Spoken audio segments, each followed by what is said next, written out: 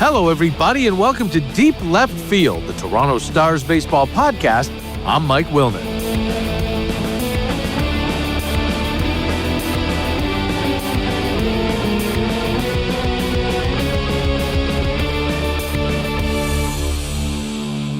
It is episode 333, and with spring training moving into week 2 and the Blue Jays getting set to take the field on the weekend to open up the Grapefruit League season, we've got a heck of a show for you. The Toronto Stars' Gregor Chisholm has been down in Dunedin and is now on his way back, and I'll be taking over for him on the weekend. And we're going to catch up with Gregor, talk about some of the stories that he's written and some of the stories that you're going to see in the Star and his impressions of your Toronto Blue Jays through the first week of spring training. The first Grapefruit League game is on Saturday, February 21st, when the Blue Jays are home to the Philadelphia Phillies. And by the time the Jays play their third game of the spring, I will be there on February 23rd when the Jays host the New York Mets. Not much hope that Bo Bichette is going to make that trip, but Bo does live nearby. And the Mets are coming to Dunedin on a 2-day road trip with a game against the Yankees in Tampa the day before. So there is certainly a less than zero chance that Bo Bichette is on the trip. And that's one of the reasons, maybe the main reason, that that's the day that I'm heading down to Dunedin for my stint for a week and a half at spring training. And that means the next episode of Deep Left Field will be coming to you live from Dunedin, and we'll have lots of conversations with lots of Blue Jays and, of course, members of Team Canada as they head into the World Baseball Classic as the spring continues and as we head toward opening day, which is Friday, March 27th, when the Blue Jays host the Athletics at Rogers Centre. We assume Kevin Gausman is going to get the start. It would be his first opening day assignment with your Toronto Blue Jays in this, the 5th year of his 5-year deal. In addition to a conversation with Gregor Chisholm, we're also going to go way, way back in Blue Jays history. This is the 50th anniversary season for your Toronto Blue Jays, and a key member of their first season was Alan Ashby. You might remember him as a Blue Jays broadcaster. He worked with me and Jerry Howarth for 6 years in the Blue Jays broadcast booth. Before that and after that, he was a broadcaster with the Houston Astros, but way before that, he played 124 games for the 1977 Toronto Blue Jays. He was a Blue Jay for 2 years before being traded to Houston, and we'll talk to Ashby about his memories of being on that expansion team and kicking off what has become a wonderful run of Toronto Blue Jays baseball. All that coming your way on this episode of Deep Left Field. Before we get to that, though, a couple of moves. The Blue Jays made a waiver claim on Wednesday. They picked up Ben Cowles from the Chicago Cubs. The Cubs signed Shelby Miller and had to make room on the roster, so they DFA'd Cowles. And in order to make room on the Blue Jays roster, Bowden Francis has been placed on the 60-day injured list. Of course, Francis having undergone reconstructive elbow surgery last week, he is going to miss the season. What's the deal with Ben Cowles? Well, he's 26, hasn't played in the major leagues yet, and he still has options. He is a speed and defense infielder who can play second, short, and third. Had a terrific year in 2024 at AA, hitting .286 with a .372 on base and a .457 slugging, but dropped to a .671 OPS at AAA last year. The walks went down, the strikeouts went up. This is a depth infield piece, and Cowles may compete with Leo Jimenez for the final spot on the Blue Jays roster. Jimenez is out of options. Cowles is not. I expect we'll see a lot of him over the Grapefruit League season, so the Blue Jays can figure out what they've got, but I still expect that Leo Jimenez has the leg up for that final spot on the roster. Also, you'll remember a couple of weeks ago, we spoke to our own Gregor Chisholm and Ken Davidoff, late of the New York Post and Newsday, about the labor issues that are coming up, about the collective bargaining agreement expiring at the end of the season. And we talked about Tony Clark, the executive director of the Players Union, and we saw Tony Clark as kind of a weak leader. And Tony Clark is out. Tony Clark has stepped down as the executive director of the Players Union after news emerged that he had an inappropriate relationship with his sister-in-law. Tony Clark also was in a little bit of hot water over a federal investigation that alleged that he'd given himself equity in companies that had a hand in licensing money for the Players Association. That's how they found out about the inappropriate relationship with the sister-in-law. Both those things, though, should have gotten Tony Clark fired as executive director. He's out now, and Bruce Meyer is in. Meyer has already been the lead negotiator for the Players Union. He is a tough negotiator, but as we discussed, the last CBA negotiation didn't go that great for the players, and Meyer was the head guy then at the table. We'll see how this goes. We'll see if this changes anything. We'll see if this improves or maybe worsens the relationship between Major League Baseball and the Players Association. But they've got less than 10 months to come up with a deal to avoid any sort of labor stoppage. It doesn't look good. But as Gregor and Ken and I all agreed on in that episode a couple of weeks ago, we don't think the 2027 season is in jeopardy, and 2 out of the 3 of us didn't even think that they would miss any games. Here's hoping that's what happens. Going to get to Gregor Chisholm in a second, but first, on a personal note, this has been a pretty tough week. I honestly wasn't sure whether we'd be able to get an episode up this week, but we can't have the streak end. We've never missed a week, and we managed to do it. I lost my uncle on the weekend, and I've spent the time since with the family as they sit Shiva and trying to be as great a help to my aunt and 2 cousins and their partners as I can possibly be. My Uncle Eddie was a fantastic man. He was a huge sports fan. One of the reasons it was pretty important for me to do this in his honor, and so many of my memories of him involve watching a ball game, going over to their house to watch the Super Bowl.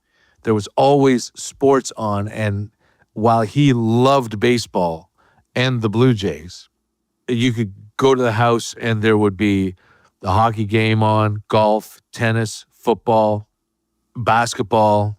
It didn't matter. He was into it, whatever it was. But, there are so many male relationships that center around sports, and so many people who say they can only talk to their fathers about sports. This was not Edwin Parenson, who passed away on Saturday on Valentine's Day, at the age of 88. He was extremely well-rounded. He had a passion for music. He put together a concert on his 80th birthday and performed, and I had the honor of emceeing that for him. And his family was the light of his life. He had to wait a long time for grandchildren, but while he waited, he had my 2 daughters to act as a grandfather too. If you listen way back to that episode with Dan Shulman in 2022, when we talked about our fathers who both passed away that year, if you heard that, then you might remember that I had a particularly complicated relationship with my father, and my Uncle Eddie stepped in many times when I needed that and was there for me and was there for my children and treated them like his grandchildren. And I'm going to be 56 years old next month, and I've had 3 uncles for my entire life until now, and I'm extraordinarily lucky that way. And all 3 of my uncles are incredible human beings, kind, generous, loving, and I just want to pay a fitting tribute to the man.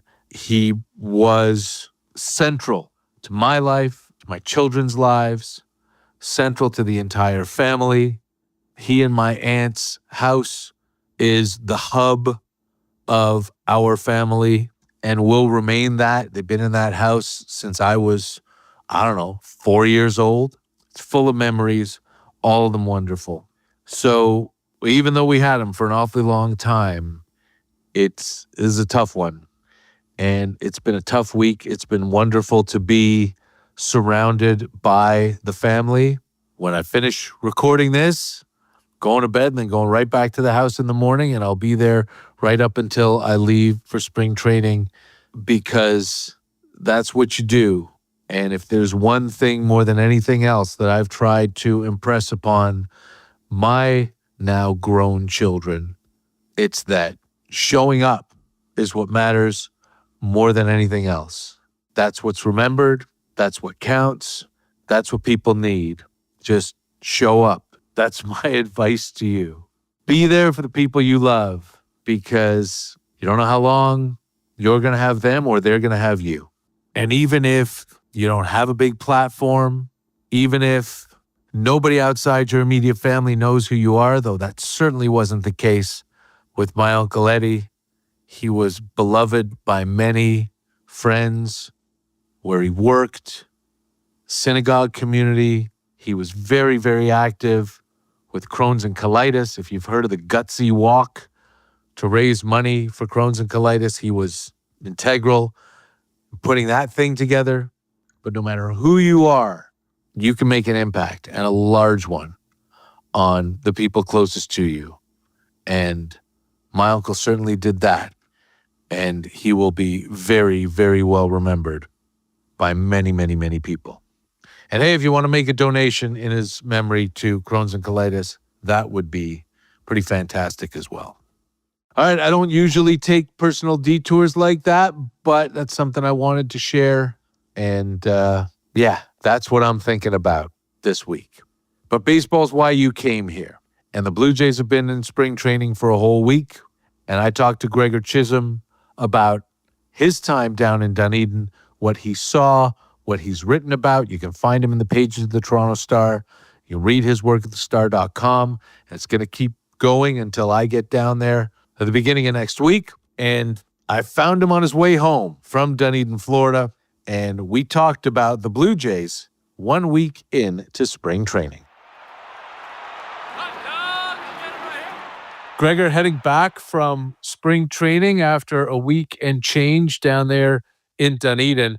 First of all, I guess, this is the first spring training that you've been to and the first spring training that I will be at, where the Blue Jays are the defending American League champions. Was it different at all this week and a half? I really think it was only different because of the WBC, and we've seen that a few times before now, with just guys trying to ramp things up a little bit earlier than they normally would. But you've kind of got two sides of it, because you've got the guys who are getting ready for the WBC, and then you've also got guys who are trying to take a little bit of a slower approach to spring training. So you kind of got guys on two different roads going here, just because of that. So, there's a lot of the Bieber's obviously the main one who's taking some extra time. But even guys like Gosman and some of the veterans, they're just I wouldn't say they've taken their foot off the gas pedal by any means, but I mean, these guys were working for an extra full month last year than they're used to. So I think everybody's just being a little bit more cautious this spring, except for the guys who are trying to ramp up for the WBC. And one of those guys trying to ramp up for the WBC is Kazuma Okamoto. We got to meet him when the Blue Jays introduced him, and then we found out the plan is for him to be the everyday third baseman. And then the trade for Jesus Sanchez happened, and all of a sudden, maybe Addison Barger is going to play a little bit of third, and Okamoto is going to get a little time off. What did you learn about Okamoto down there? Any clarity from him, about him, and what'd you see? Not a ton of clarity yet. I mean, the unfortunate thing for Okamoto is that he was waiting for his visa to come through. So in his ideal world, he was going to be reporting to a camp a couple weeks before he did, and the paperwork just didn't come through in time. So that stopped him from reporting early. So he's got a bit of a whirlwind here because he's essentially only in camp for about a week and a half before he has to go back. He's the first guy who's going to be leaving for the WBC because they play overseas, and it's not a North American venue that they're starting off with. So he needs more travel time to get over there. So it's really, really a brief stay. The personality is interesting. I think we saw some glimpses of that in his initial press conference. He's a guy of few words, but he loves to throw in some one-liner jokes, and you can kind of see that in the way that he's been interacting with his teammates as well. I mean, he's always got his interpreter by his side, so you frequently see him behind the cage talking with guys like Vladdy in Springer. So he's getting used to knowing the guys. Defensively, it's really far too early to tell. I mean, he looks fine in defensive drills right now over at third base, but I mean, as you know, there's a much different feel when a guy's hitting a fungo at you versus some game situations. So I think that's going to take a little bit of time. I mean, the Jays are optimistic that he's going to be able to handle third base on a pretty full-time basis.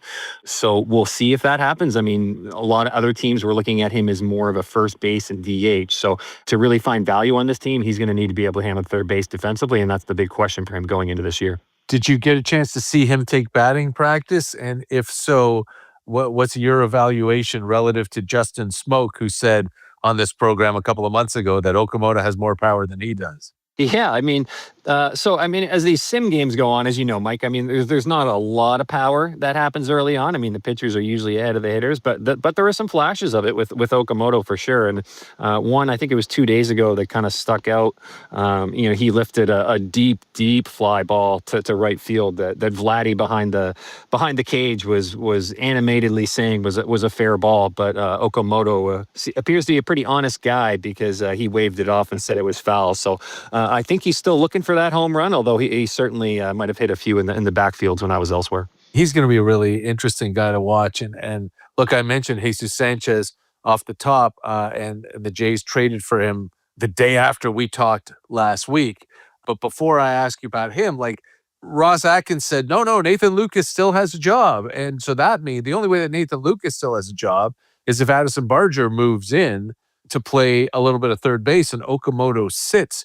Do you think Sanchez being here moves Okamoto to the bench against some righties? Or like, how do you, assuming it doesn't all work itself out, as it often does, how do you think this shakes out? Yeah, I have to be honest. I didn't put much faith into Ross's comments. I think he was just saying what he felt like he had to say. I don't think he was going to come out and say Nathan Lucas doesn't have a role on this team anymore.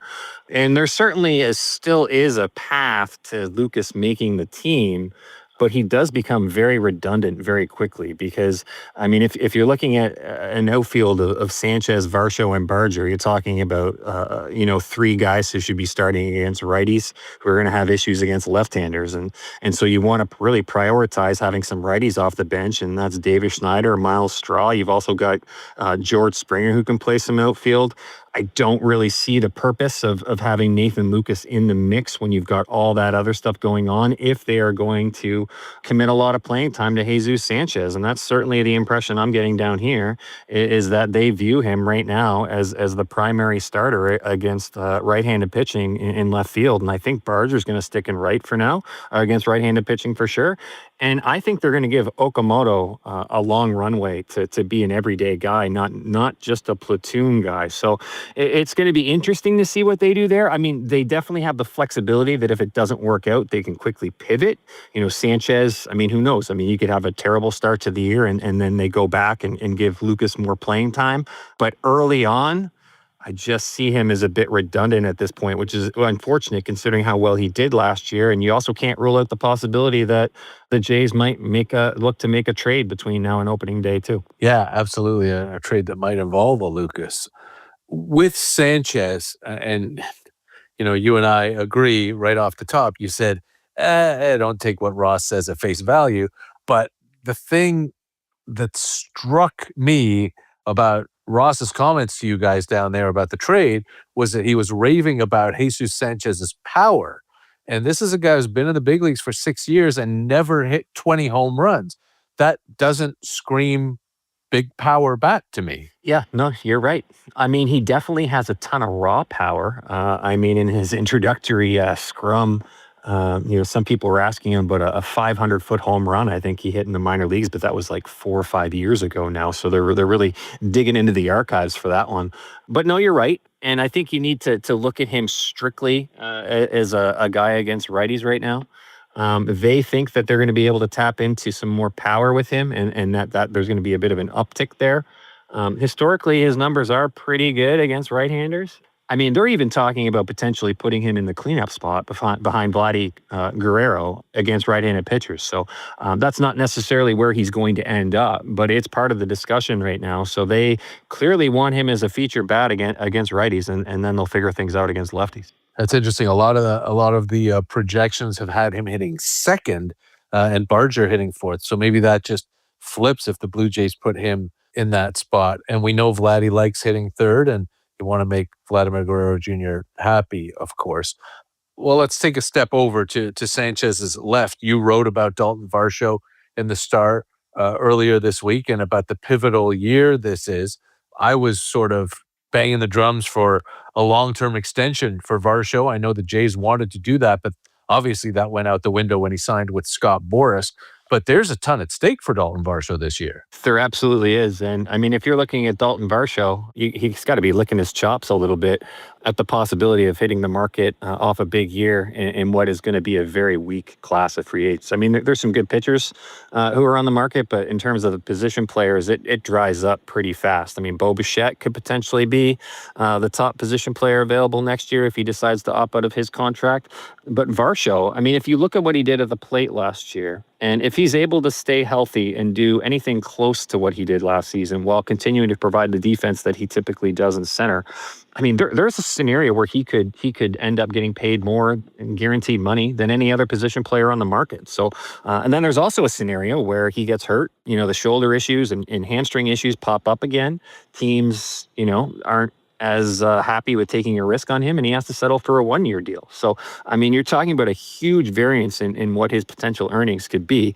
Obviously, Boras is never the kind of guy who likes his players to sign team-friendly deals. So, if he does struggle this year, you'd probably look at him doing, one of those Boras 1-and-1 type contracts that he's kind of become notorious for right now as well. Varsho says he wants to stay. You can take that at face value for sure, because I think he does enjoy his time here. But when you're represented by Boras, I mean, we all know where this is going to go. I mean, he's not one to take discounts. Teams are going to get leveraged off one another. So it's shaping up to be a huge year with huge ramifications for Varsho's future earnings. And the only sort of glimmer of I don't know if it's hope, but for Blue Jays fans who want Dalton Varsho to stick around and want it to be, relatively pain-free, Dylan Cease told Scott Boras, I'm signing with Toronto, and they worked out a quick deal. I mean, there's a possibility that still happens this way too. It's true. Not much of one, but it's true. Although I don't, to be honest, even take that fully at face value with Cease. I think the Jays were a priority, but I have a hard time believing that very early on in free agency that he was like, I'm going to the Jays and nobody else. I mean, maybe based on the conversations, and it was clear that the Jays were the most interested. Maybe that kind of won him over. But I think in that case, I think Boras was also motivated to get a deal done early. I mean, we've seen that with him before, where when he's got a lot of clients in one particular offseason, he likes to try to move a couple of the markets a little bit early and get out ahead of it, and then hang on to some of his other guys really, really late. And so I think he wanted to clear the field a little bit with Cease, and the fact that the offers were as competitive as they were early on allowed for some momentum there. But yeah, I don't think he was only going into the offseason as just focused on the Jays and not too many other teams. With Gregor Chisholm, my partner on the Blue Jays beat with the Toronto Star. A couple more things before I let you go. He's on his way home from Dunedin, and I'll be taking over next week on the weekend. If you're listening on the day that this show drops, on February 19th, Gregor's got a story about Anthony Santander in the Toronto Star and at thestar.com. Santander, we know, is going to be out 5 to 6 months after shoulder surgery, but you got a chance to talk to him today. Yeah, and you could sense the frustration for sure. He was a little bit defensive as well, which was a little bit surprising. I don't know if he's self-conscious or a little bit annoyed at some of the speculation or talk, just kind of questioning his ability to, maybe even his desire to stay on the field, which I don't think anyone in the media has really done that. I don't know fully where he's getting some of that from. But he just tried to clear the air a little bit today, because I think what the question that everybody had after this news came out in the eve before spring training was, why is he having surgery now? I mean, this was an injury that was sustained last May, and one he tried to rehab last year, and then he ended up playing, and then there was the back issue in the postseason, and there were some questions about whether the shoulder was still bothering him then too. He tried to clear the air today, and basically said that the MRI last year never showed the extent of the damage that was in his shoulder. And it was only when he felt the soreness still when he tried to ramp up in January. Something clearly wasn't right. They decided that they had to kind of go for this surgery procedure. And while in there, that was when the doctor, surgeon, realized the extent of the damage. So, he wasn't blaming anybody for that. He said it was nobody's fault. It's just something that happened. But if they had known that the shoulder was in as bad a shape as it was, this is a guy who would have had surgery at least in the fall, maybe even like last May or June. But if he at least has the surgery in the fall, then there's a chance he's ready for April or May. At this point in time, I think they're hard pressed to get him back at all. And even if he was to come back, you're probably talking about it being after the August 3rd trade deadline. And if he's not back before the August 3rd trade deadline, then you can't rely on him for the rest of the year if you're a team that is hoping to be in the playoffs. They're going to have to pivot because they don't know what he's going to look like when he comes back. He's also a notorious slow starter. March and April are his worst months historically in his career. So if he was coming back and that's essentially the start of his season, there's not a lot of confidence there that he could just hit the ground running. So this is essentially shaping up to be a lost season for him. And the scary part is that, if there are labor issues next year, you're going to be halfway through his deal, maybe even 60% of the way through his deal if it costs the entire season, without essentially, getting more than a handful of quality at bats from a guy who signed a $92.5 million contract. And look, it's being awfully generous of you to say quality at bats. He hit 175 during the season last year when he came back after his injury for the last week. In the playoffs, Santander was 4 for 25 with 4 singles. So, yeah, it's... Oh, yeah, I only meant a few quality at bats in general, as in like he had 3 or 4 quality at bats he did, in the season. He did hit 6 home runs. It's true. Okay, that's more than I would have remembered. Over the course of the season with Gregor Chisholm. And so you say Santander was annoyed, and that sets me up for the next question, because it sounds like we'll see from you in the pages of the Toronto Star over the next couple of days, talking about a little bit of annoyance from Eric Lauer as well.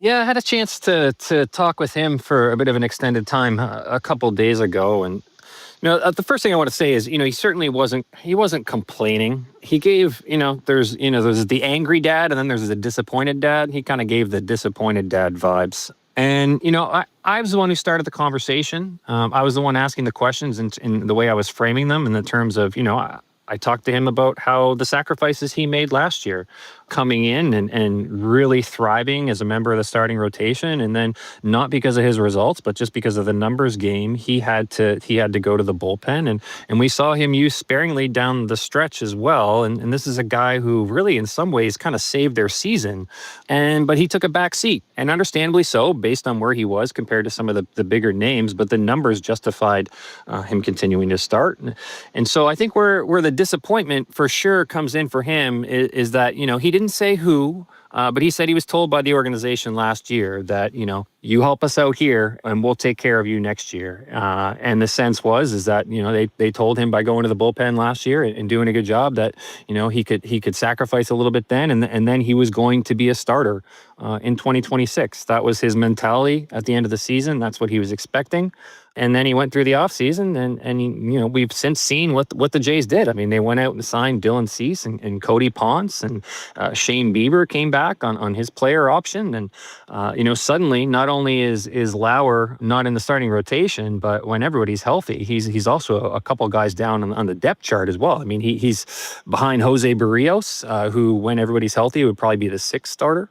And so it's a difficult time for him. I mean, the one thing I will say also is that, while he might be disappointed, I mean, he's been in this role before. He knows what it takes to succeed in it. And he's not going to be going around complaining and moping around. But he's also not, very happy about it. And that's understandable. And it's also a guy who, just last week lost an arbitration case to the Blue Jays. And based on his numbers last year, if the Jays had kept him in the rotation for, probably a few more starts, he probably wins that arbitration case. So, I mean, the Jays in some ways were able to suppress his earnings a little bit because of the swingman role he went on last year. And while there was some hope that, it was going to pay off with a sizable role this year, he kind of finds himself in the same spot. Yeah, and it suppresses his earnings going forward potentially if he doesn't have the opportunity this year. Then he goes out into free agency next winter without a solid year on his resume for a while, and that's going to be a problem too. As we wrap it up here with you, Gregor, I got two quick ones left for you. The first is, after all this, after the first week and a half of spring training, game's about to start, injury notes and the trade for Sanchez. I was going to use the word still, but I don't know if you ever did.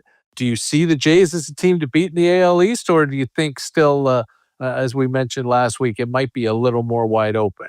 I still see them as the team to beat, but only slightly. And I don't think that there is a large margin for error by any means. And so, if I had to sit here and pick, I would pick them still to win the American League East.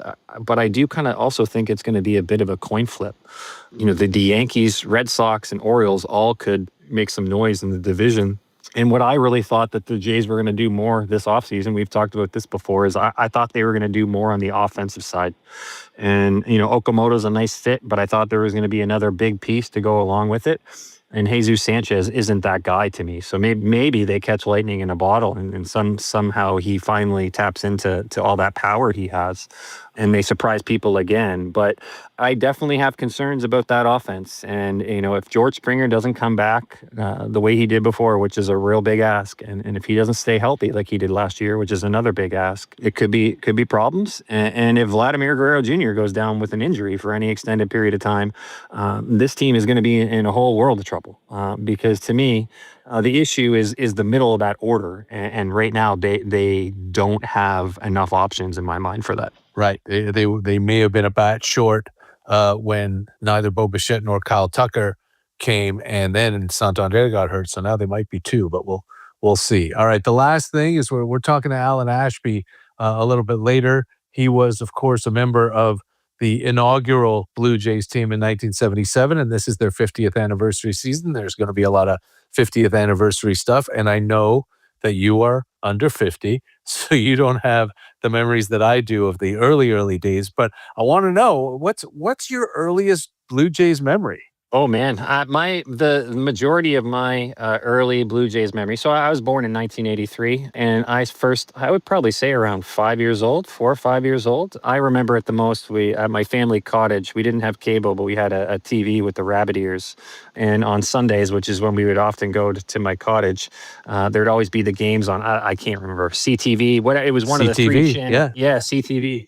Yeah, we could get like the three channels, and so I would always watch the Sunday games down at my cottage. And the one I remember the most was that there was an epic comeback, I think, against the Red Sox in the late '80s, if I remember correctly. That was one of the first ones. June 3rd, 1989. There you go. They So were down 10-0 to the Red Sox in the 7th inning. yeah, so I would have been 5 years old when that happened. I definitely remember that one. And then the other part is, I mean, my first favorite player was Ernie Whitt. So I was a huge Ernie Whitt fan. I got to meet him as a little kid. He used to have some sort of sponsorship deal with Mama's Pizza or something, and they had one of those in St. John, New Brunswick. So he was one of the only major league players to ever come through St. John, New Brunswick when I was a kid. And I was probably 5 or 6 around when that happened too. So I definitely have some memories of the late '80s, and fortunately, I guess the late '70s are a little bit. I'm a little too young for that. Yeah, and they kind of, the late 70s were not very good. But that's really cool to have a 5-year-old memory of the Blue Jays. And that's a game that I'm sure a lot of people were talking about for a long time. Right before they moved into the Dome, came back from 10-0 in the 7th. It might not have been June 3rd. It might have been June 1st. One of those days. The other day was the day where Junior Felix hit his inside the park grand slam at Fenway. Gregor, appreciate the time. As always, have a great trip home. And I'm looking forward to picking up the mantle down in Dunedin on the weekend. Always a pleasure, Mike. That's Gregor Chisholm, and a lot of great stuff from Dunedin, and especially at the end there, that Jays memory. I think I said June 3rd. It was, in fact, June 4th, the game that Gregor was talking about. And then the Blue Jays opened Sky Dome the next day. But it was the first game of that 3-game series at Boston, the Friday night where Junior Felix hit the inside the park grand slam in the 9th inning. And then on June 4th, the final day of that series, the Blue Jays were down 10-0. Going into the 7th inning, they scored 2 in the 7th, 4 in the 8th, 5 in the 9th to take an 11-10 lead. Ernie Whitt hit a grand slam off Hall of Famer Lee Smith in that 9th inning. But then the Jays blew the lead. Tom Henke gave up an RBI single to Jody Reed in the bottom of the 9th to tie the game at 11. The Blue Jays won it in the 12th on a 2-run homer by Junior Felix off of Dennis Lamp, who you might remember went 11-0 for the Blue Jays way back in that 99 win season in 1985. But that's the game that Gregor remembers, and man, do I ever not blame him. I mean, that's a game that Blue Jay fans of a certain vintage will never forget. And they got on a plane from Boston after that game, came home, and the next day opened what is now Rogers Center, what was then referred to as Sky Dome. And we're going to relive a lot of Blue Jays memories over the course of this year, their 50th anniversary season. We'll take a break, and when we come back, we will talk to one of the original Blue Jays. And my former broadcast partner, Alan Ashby, joins us right after this.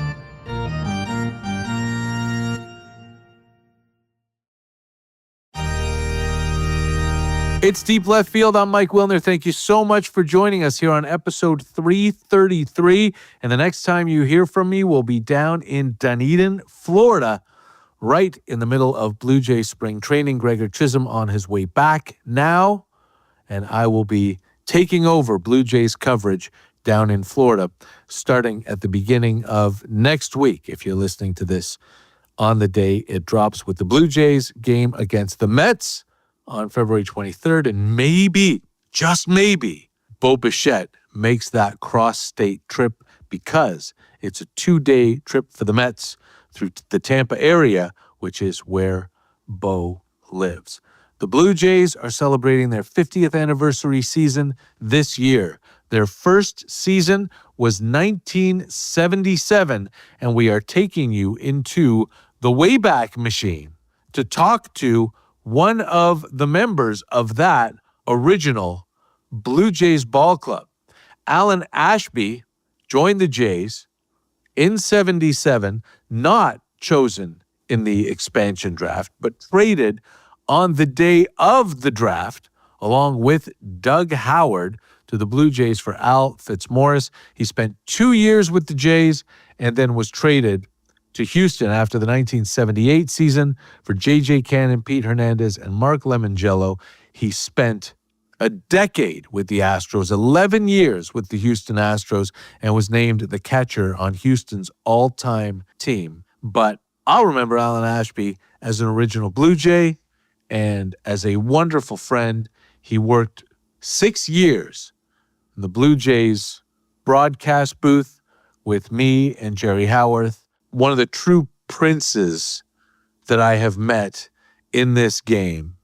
I've had the pleasure of working with some phenomenal human beings, Alan Ashby, Tom Cheek, Joe Siddall, chief among them.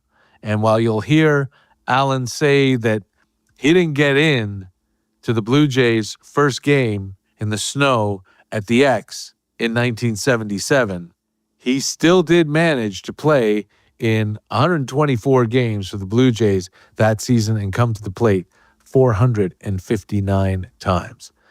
He remembers them then, and he's watching them now. Still a wonderful gentleman and a fantastic conversation with tremendous memories of year one and a little bit more of your Toronto Blue Jays. Here is my conversation with Alan Ashby. I know everybody calls you Ash, but I always called you Alan, so I'm going to keep doing it. It is so great to see you and so great to talk to you. You know, we miss you up here. You 6 wonderful years in the booth and one on the field. And the one on the field is the one I want to talk to you about, because this is the 50th. 2 on the field is are the ones I want to talk to you about. This is the Blue Jays 50th anniversary season. So I think throughout the year, we'll sprinkle in chats with Jays from every era, but you were one of the originals. And I guess the first thing I want to ask you about is, obviously, you know, you hadn't played in the National League yet, but you knew about the Expos. And so it's not like Canada was thoroughly unfamiliar. But first things first, when you found out that the Blue Jays took you and you were going to Toronto, what goes through your mind? Mike, first off, great to be with you. Always, you're my man from Toronto, and I don't know if I was never asked. That was not permitted in Toronto. I was very seldom Alan. I thought I was Alan Ashby, and then there were other things that went with it. But anyway, all of that aside, good to be with you. It seems like it's been a while, but always on my mind. What was it like? I think you maybe have heard this story of mine, but the day of the expansion draft, the Blue Jays and were they the Mariners at the time? What was the Seattle club? Jays and the Mariners were the cousins in 77. Yeah. And the draft in 76, of course. I thought maybe they had a different name. I can't remember. But they were the Seattle Pilots in 1970, but then they moved to Milwaukee. That's what it was. And then that's why they got the expansion team. Oh, okay. That was pre. Yeah. That was pre. Okay. So anyway, that day of the expansion draft, I was living out in Southern California, and we had gone out to the beach, and I came back home and I got a phone call from Carl McKeel, one of the reporters with the Toronto Blue Jays. Neil McCarl from the Toronto Star, actually. Neil McCarl, there you go. I totally messed that up, and I'm sorry to Neil. He called me, and he said, just like to get a reaction to you being traded to the Blue Jays. Well, let me preface it by backing up a little bit and say I had no idea. I didn't even know the expansion draft was taking place. I knew there were going to be 2 new teams. Didn't know what the names of those teams were. I knew where they were going to be located. But when he said, I'd like to get a reaction to you being traded to the Blue Jays, I had been playing with Cleveland. And, you grow up and you're with friends and you work hard together. And it's a fellowship. And all of a sudden, I'm asked that question. I had no earthly idea who the Blue Jays were. And not to be offensive in any way, but what went through my head at the time Blue Jays it felt like it was just out of baseball completely to me. It felt like I had been traded to some kind of club or something, and I didn't know how to react. I tried my very best to respond with, "Oh, so I've been traded, huh?" Because I hadn't heard from anybody. It was the day of the draft again. It was, I believe, as I've been told since, that it was consummated at the airport between a couple of general managers. Anyway, I got done with the phone call after giving my best effort to make a response, and I sat there and I kind of cried a little bit because I was leaving my old buddies and going to an unknown and one that again I had no idea, and so that was my first entry into being with the Toronto Blue Jays. As time went on, it's a challenge, quite frankly, to play with an expansion team. Not that I was just deserving of anything anymore. So, in fact, I struggled that first year with Toronto, but I played well defensively. When it was all said and done, you move on, you find a new home, and I found a new home, and it was in Toronto. Yeah, and you were a backbone of that team. Whether catchers weren't supposed to really perform offensively back then, but In the back catchers, that's right. the back That's what catchers. people call them up here sometimes. Yeah, Yeah, yeah. but I mean, you played in what? You played in more than 120 games in that season. I mean, you had a workload that year. Well, here's the deal. There was a rumor floating around going into spring training that I was possibly going to be traded to the Anaheim Angels, and that was right near where I was living. So I thought, that would be really cool. That'd be really great. And so maybe my mindset was kind of leaning in that direction. It didn't wind up happening, and it's not a good thing to have your mind going elsewhere when you're being challenged as hard as Major League Baseball will challenge you. But I got to opening day and I found out that I was not in the lineup. Rick Cerrone was the opening day catcher against the White Sox on a snowy day in Toronto. And that was a bizarre experience to see the White Sox across the way. And I think it was Freddie Stanley had his couple of bats and a couple of shin guards on his feet, and he's skiing across the turf there that was all snow, and yeah, I mean that was an opening day for opening days. Yeah, I mean I was going to ask you about that playing in the snow, but you summed it up quite well there. But what was it like going from Cleveland, where you played in this really old school monstrosity 80,000 seat stadium that granted was rarely more than 10% full, but it was a big old ballpark. You are very kind.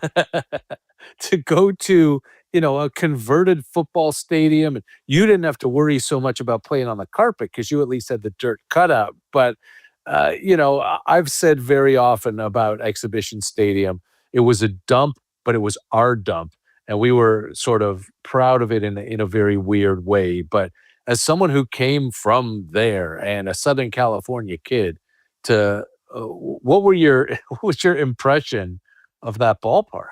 Well, Southern California was the furthest thing from my mind. I had played parts of the previous 4 seasons in Cleveland, and going to Toronto was a huge uptick from what I was accustomed to in terms of the field and the stadium and the whole bit.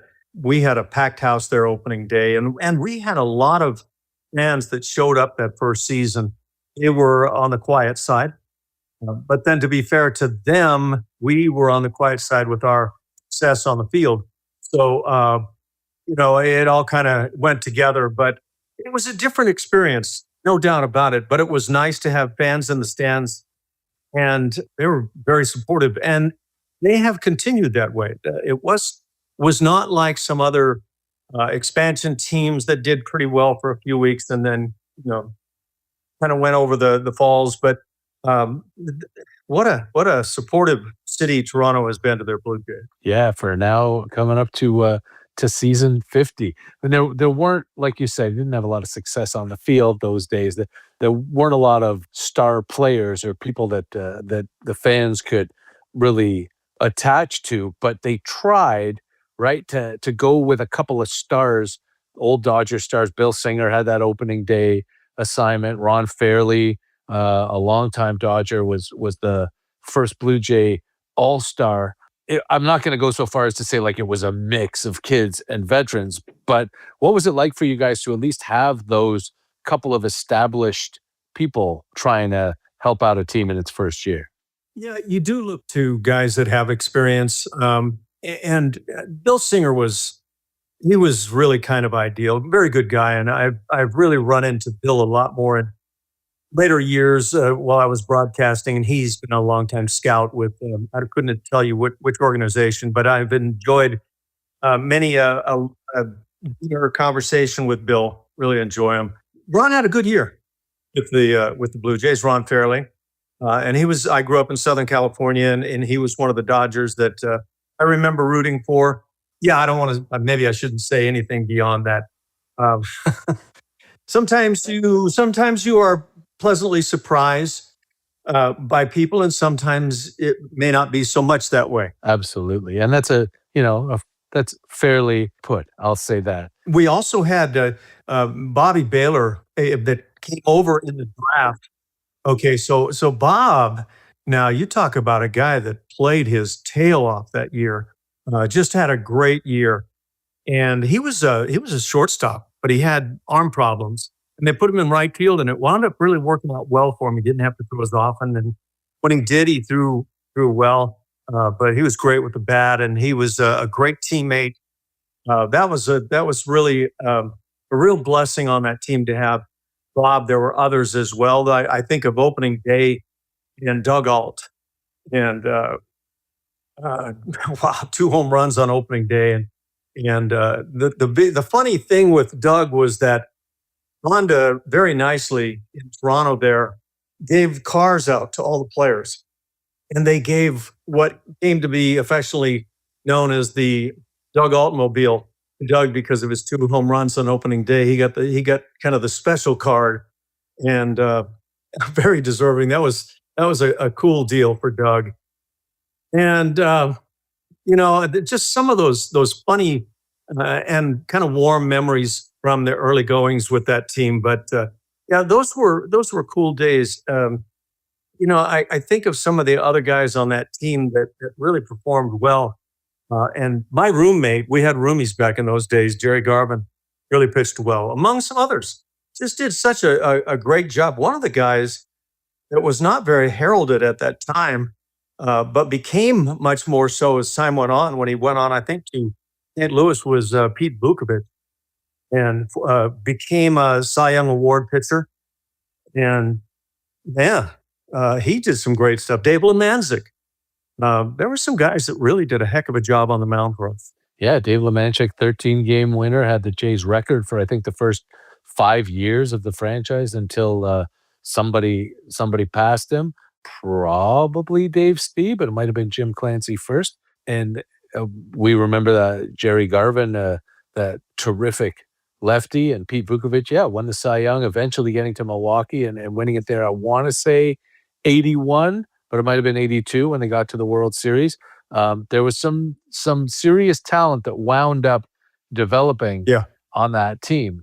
Absolutely. What's it feel like to just be part of the beginning of something like that? I know that you're, when the players are in it, and especially so many of you who hadn't really established yourselves, and you hadn't yet been what you would become to be a Houston Astros Hall of Famer. But, to be in on the ground floor of something like that, to know that, or at least to hope, because back then there were still teams moved a lot and nobody folded, but, you had seen a few franchise moves in your day, to hope that you were going to, establish something in a new town and be part of that first group. Tough question because of mindsets. And I won't speak for everybody's mindset. Mine definitely was trying to become that player that I felt like I could become. And therefore you don't see the whole picture about this beginning, and maybe we can put Toronto on the map, and how many wins can we come up with as a first year team? not sure I saw all those things, although, as you mentioned, 50 years ago, I'm not sure I remember a whole lot about anything going on at that time. And so it's weird reflecting back. Some of the things come back as, oh, wow, I remember that. And other things, are you sure? It's a long time ago. And it's a bunch of guys that were really battling. But I know on that team, a guy that came along about midseason, I don't know exactly when, Doug Rader. And you talk about a veteran presence that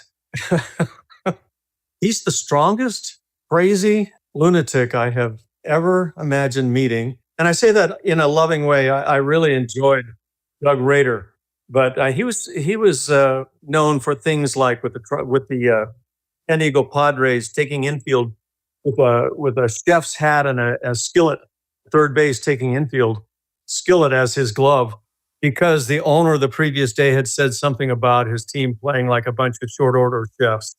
And so, I mean, that was the kind of guy Doug was. Doug would decorate our clubhouse there in Toronto with Christmas lights and pictures of different people, including the manager, with parts of their facial features blanked out. And it was Doug. Doug, I remember hitting some golf balls in the clubhouse, which had stone tire, brick block, cinder block kind of walls, and hitting golf balls in there, and the balls are just ricocheting around, and you're just diving for your life. And thinking, okay, this is our veteran presence. How's the rest of this going to go? But yeah, it was.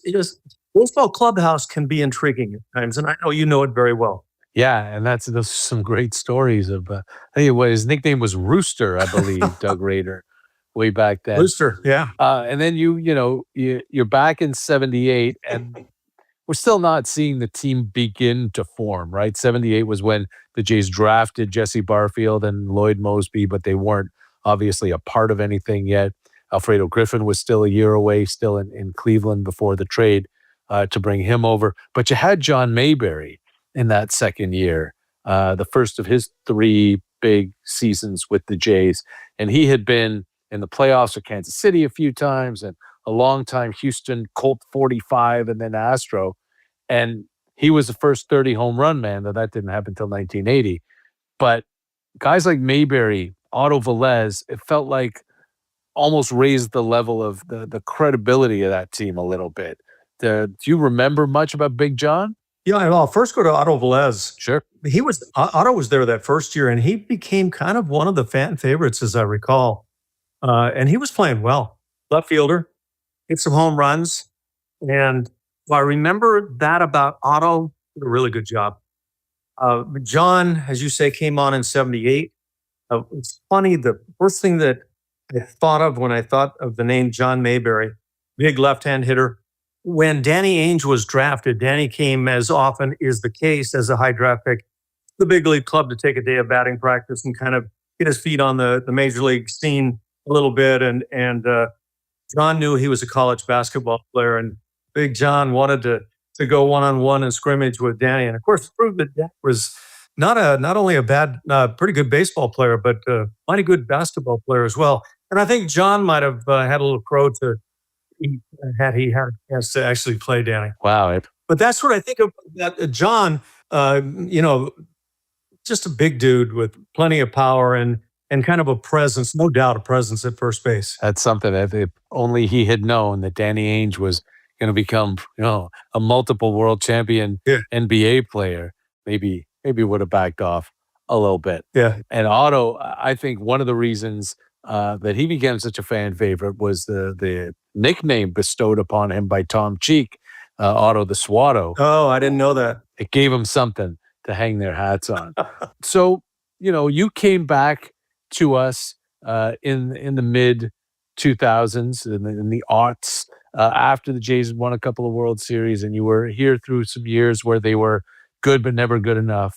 But the new ballpark, which is now even renovated and more beautiful than it was then.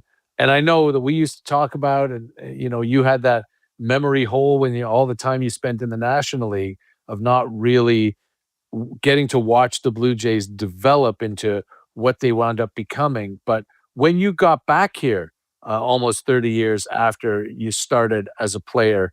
There's got to be, and I know you would deflect this stuff, but there's got to be some sort of a sense of pride of having helped to establish what you wound up seeing when you got back up here. Again, very kind of you. I don't know that I took any sense of having helped this organization get to that point, other than possibly having a couple of guys traded to the Blue Jays when the Jays consummated the trade with Houston, and hopefully that helped propel them. But believe me, I was just you wind up being interested in teams you play with, and I was certainly interested in the Jays in the early '90s.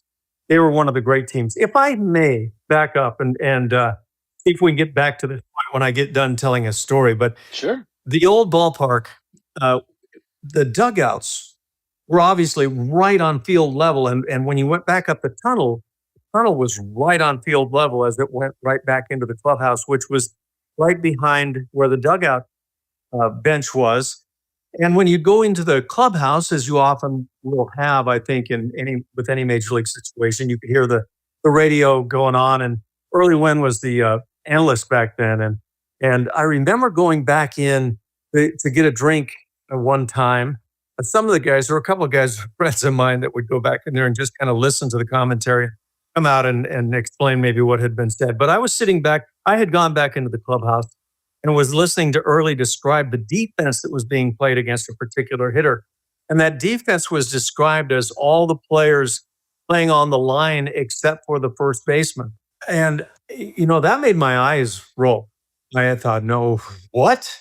I've got to go see this. And so I dashed out that short little passageway out to the dugout, and I took a look, and the defense looked perfectly normal to me. I thought, well, what? What is he talking about? Everybody playing on the line except for the third base or the first baseman. And so I just tried to analyze the field as I saw it. And what I finally determined was the line that was being referred to was the circular line at the back of the infield. So all of the infielders were playing on the line with the exception of the first baseman, who was drawn in a little bit. And so that was kind of some of the analysis that I was taking in those early days and thinking, yeah, I don't know that I would describe it that way, but some funny stuff. Someday I'm going to do this. Someday I'm going to shake this thing up. That's right. We remember that line that was supposed to be the back of the infield dirt, which didn't exist at Exhibition Stadium, and for a long time didn't exist at Rogers Center either. Oh, is that right? Oh, yeah. They were dirt cut. When we called games, there were dirt cutouts around the bases. The full dirt infield didn't come. Oh, yeah. Until a few years later. With Alan Ashby here, 2-year Blue Jay, longtime Houston Astro, and 6 years we spent together in the broadcast booth here in Toronto as we get good years. Yeah, they were wonderful, and I enjoyed working with you so much. We get set for the 50th anniversary season. Thanks. Yeah, you made me think when you brought up the Blue Jays that were starting to turn this thing around. But when I got there, Roy Halladay was such a big part of things. And what a thrill to watch a game that Roy Halladay would pitch. I'm sorry to start kind of jumping around on you the way I feel like I'm doing. I don't mind it at all. Vernon Wells and Aaron Hill, as he turned out, and Adam Lind, some of these guys that just wound up becoming stellar players, I thought.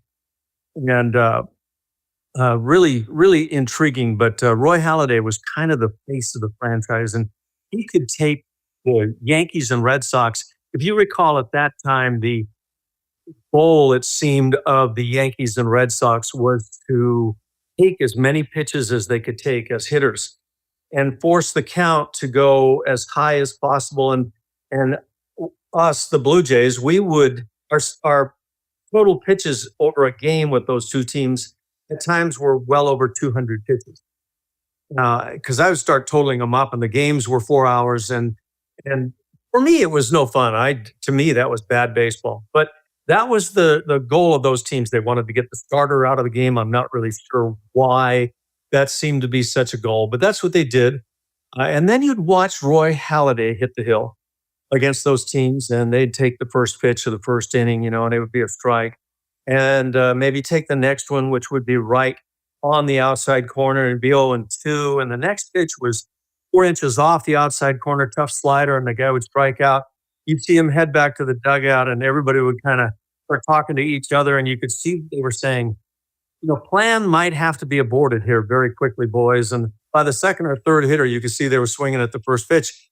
And 2 hours and 10 minutes later, Halliday had won a 3-1 ball game. And that was the way that I just thought was so great to watch a game pitched. Look, and I think you, if memory serves, you called the Halliday Burley game that was 2-0 on 2 solo home runs. It was an hour and 50 minutes long, and that was just about as good as it gets. Yeah, I'm surprised a Mark Burley game got that close to 2 hours. He was Halliday a little bit on steroids because he was so quick to the plate. He would throw strikes and everything. But yeah, those were masters. But not actually on steroids, as far as we know. No. We are with Alan Ashby here. And look, yeah, it's great because, over the course of this 50th anniversary season, we're going to hear a lot about, I think, a lot of the successful playoff teams. And we'll definitely hear a lot about Roy Halladay, but he might get short shrift because of the era in which he played. But when he pitched, the Jays won almost 3/4 of their games, and they were under 500 the rest of the time. You're a guy who caught Nolan Ryan and Mike Scott and, Gaylord Perry and Hall of Famers like that. And it's great to hear you be so excited about a pitcher given, the strength of the guys that you were behind the plate for. Yeah, it's fun. Dennis Eckersley as well on that list. And yeah, with Cleveland. And Joe Niekro, knuckleball. I hated it with a passion, but he was great. And J.R. Richard, who wound up having a stroke while throwing on the side about All-Star break time. And, we had some, Don Sutton came through Houston. And we had some really high-end pitching that came through. The 3 no-hitters that I was very fortunate to catch were started by Ken Forth in 1979. And I think we played like a 4-game series against the Atlanta Braves to open that season in the Astrodome. No place to hit. And by the end of that series, I think the Braves had, I'm guessing, and I could be off by a good bit, but I think they had like 6 or 8 hits in the series.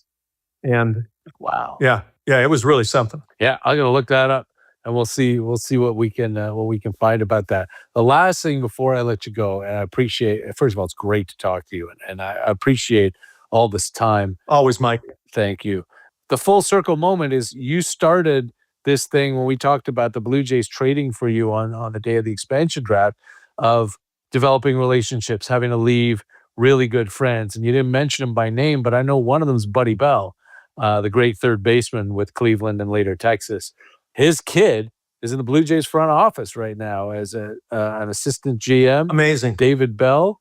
He's sort of been a mystery figure around these parts, but yeah. Well, oh, really? Yeah. He doesn't talk to the media. I held him in my arms, in my very unstable arms. I held him as a baby. So he's very fortunate to be to that point in his life. Yeah. But what do you think when you see when you see your old pal's kid? First of all, he was a big league manager for a few years with Cincinnati, and now helping to run a front office of a team that just went to Game 7 of the World Series. Pretty amazing. I don't know David that well. I knew him as a child, and of course, Buddy is one of my great friends, and I have a feeling he's a lot like his dad from what I've seen, and solid quality guy. But I'm thrilled to see that David has stayed in the game and done this well, and especially that the Blue Jays have been the beneficiaries of his understanding of the game.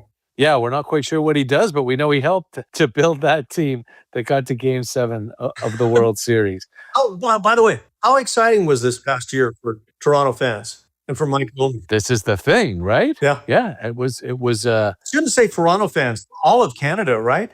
Coast to coast to coast. Yeah.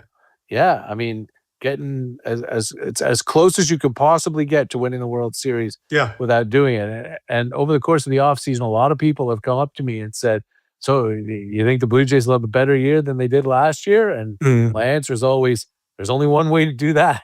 And that's really tough to do. But when you come within 2 outs or within 2 inches of winning a World Series. You set the bar Yeah. pretty high. Yeah, they were actually a surprise to me. I didn't realize as a a glance at kind of fan at this stage of my life, to see who's doing well, what teams are doing well.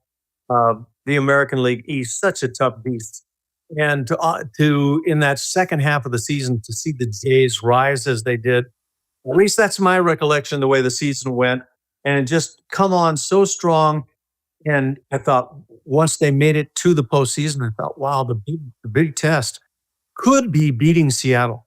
They got through that one. And I thought, well, why not? Why not just go all the way? And so for me, that childhood Dodger fan and that later Jays fan had a bit of a challenge during the month of October. Yeah, Russell Martin told us back at the Baseball Canada banquet last month that he had to pretend on social media that he was torn between the Dodgers and the Blue Jays, but he knew who he was rooting for. And you only put on one of those uniforms. Well, that's true. That's true. Still get a thrill going to Rogers Center and Dodger Stadium. Yeah, well, I hope you can make it up for part of the 50th anniversary celebration, either this year, the 50th season, or next year, the 50th anniversary, because it would be fantastic to see you. It is great to catch up. This was a wonderful conversation, as I knew it would be, and I hope you stay well down there in Houston, and nothing but good things to you. Thank you so much for this. Very kind, Mike. I'm with you anytime, and I hope things are going great for Toronto Blue Jays and for Mike Wilner and for all the fans up there. Thanks so much for the memories that I have. That's Alan Ashby, a wonderful gentleman, a terrific friend, and a great storyteller. You heard some fantastic stories there about the Blue Jays' first year, and somewhere in the vast reaches of my memory, I'd forgotten that Otto Velez was an original Blue Jay. I thought he came in 78, but he was an expansion draft pick from the New York Yankees, Otto the Swatto. Alan Ashby, not an expansion draft pick, but a trade on draft day, and he spent the Blue Jays' first 2 years with them at the Mistake by the Lake Exhibition Stadium. Throughout this 50th anniversary season, we will hear from Blue Jays across all the eras for their wonderful stories and memories. We'll take one more break, and when we come back, a quick dip into the mailbag.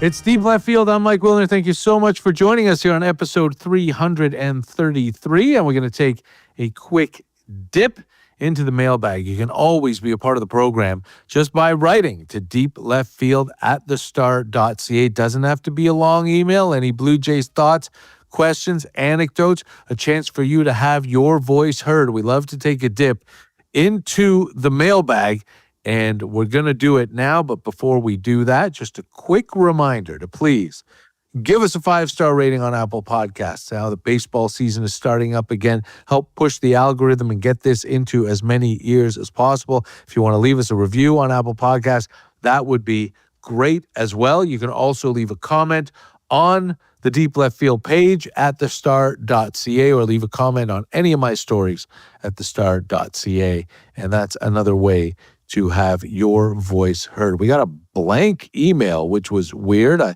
don't know what Charles was going to say, but he sent it a little early and never followed up. So we move on to Mike in St. John, New Brunswick, who says, just finished listening to your podcast about the impact of Santander, Francis, and Bieber injuries when I got notification of the Loperfido trade for Jesus Sanchez. I just started listening to your podcast this fall, but I'm enjoying it very much. I also remember admiring your analysis, listening to the Jays radio broadcast years ago, and I'm glad that I can regularly hear your opinions again, so I'm hoping you can provide some insight into this trade.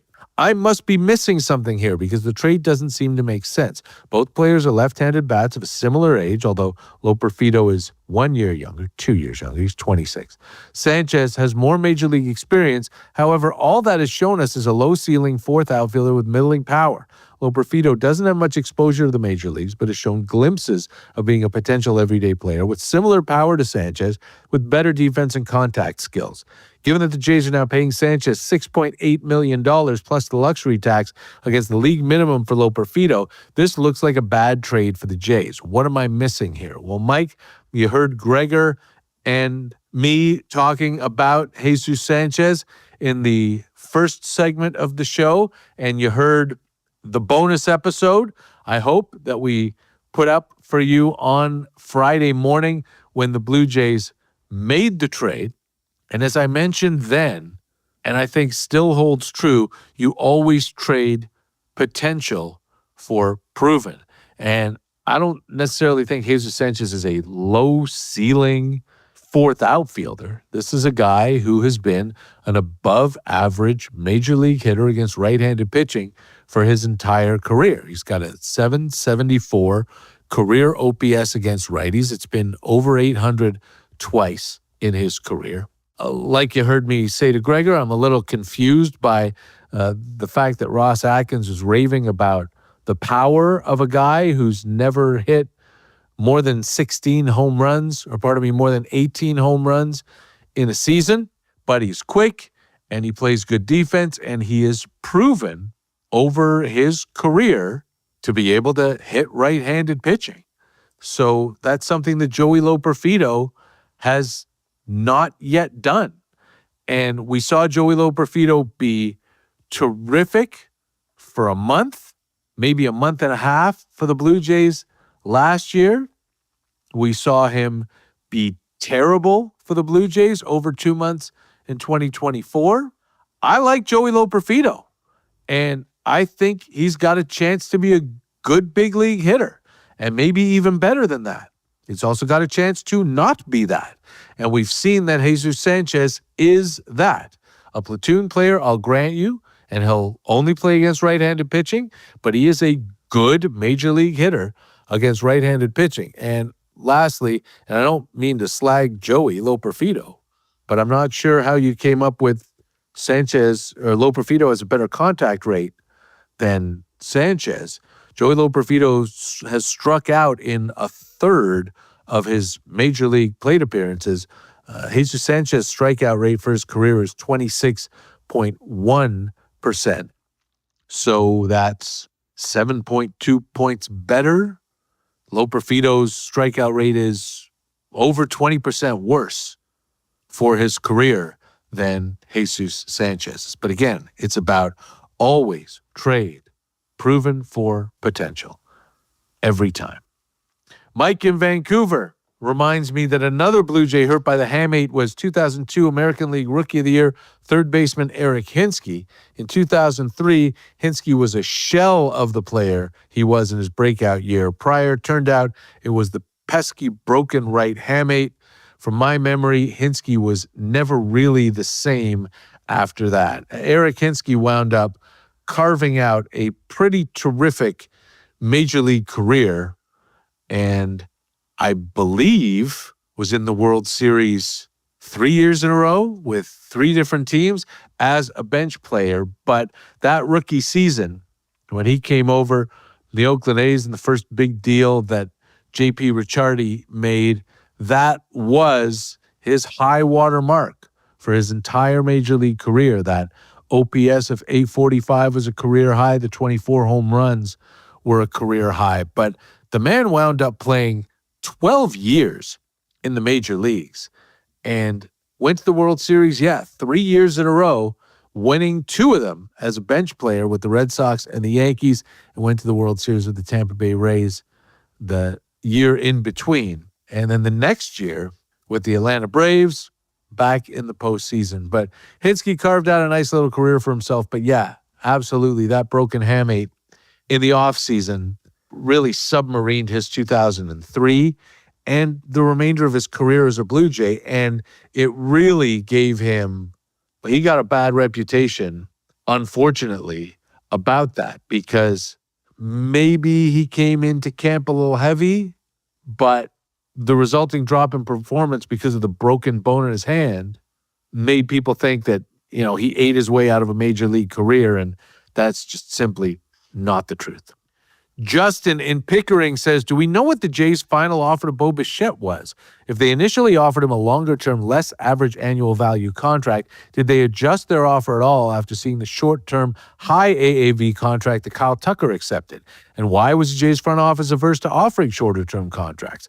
Yes, such contracts cost more annually, but the total contract cost is less than a long-term one. Plus, you avoid a major issue of long-term contracts, which is potentially getting stuck with a declining player on your roster toward the back end of the contract. Justin, that's part of that give and take, right? The back end issues on a long-term deal are kind of a wash with a short-term deal, because while you're not paying for the decline on that short-term deal, you're paying way more for the early stuff. Not to say that, the Blue Jays should have offered Vladimir Guerrero Jr. a 3-year, $500 million deal or anything wild like that. But we don't know, as of now, whether the Jays even made an official offer to Bo Bichette, never mind what their final offer was, what their initial offer was. That stuff will come out over time. Hopefully, if I see Bo next week in spring training, I'll ask him those questions and we'll get you those answers, because it would be great to know how far down the road those teams, those sides got. How interested really were the Blue Jays in bringing Bo Bichette back, especially given the injury to Anthony Santander, a huge miss on the Blue Jays' part, I believe, in not doing everything they could do to make sure that Bo Bichette spends the next long period of time as a member of your Toronto Blue Jays. That's going to do it for the mailbag. Thank you so much, and feel free, always hit me up at deepleftfield@thestar.ca to have your voice heard on the program. The next time you hear from me, I will be in Florida at spring training, and I can't wait. Honestly, especially given the last week, I cannot wait to be immersed in baseball again.